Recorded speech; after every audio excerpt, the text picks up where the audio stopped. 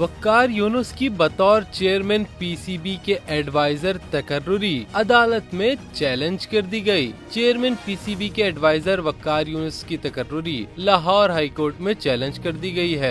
शहरी ने Lahore high court में दरखास्त दायर की, जिसमें वफाकी हुकूमत, पीसीबी और दीगर को फरीक बनाया गया है। दरखास्त में मौक़िफ़ इख्तियार किया गया कि वक्कार यूनुस की बतौर एडवाइजर तकर्रुरी कानून के मनाफी है। वक्कार यूनुस की तकर्रुरी के लिए अखबार में कोई इश्तिहार नहीं दिया गया। दरखास्त में इस्तदा की गई है कि अदालत वक्कार यूनुस की बतौर एडवाइजर टू चेयरमैन पीसीबी तकर्रुरी कल अदम करार दे।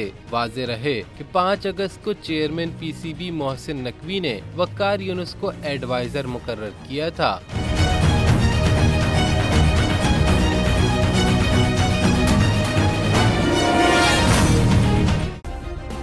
सब्सक्राइब करें और बेल दबाएं ताकि कोई खबर रह न जाए।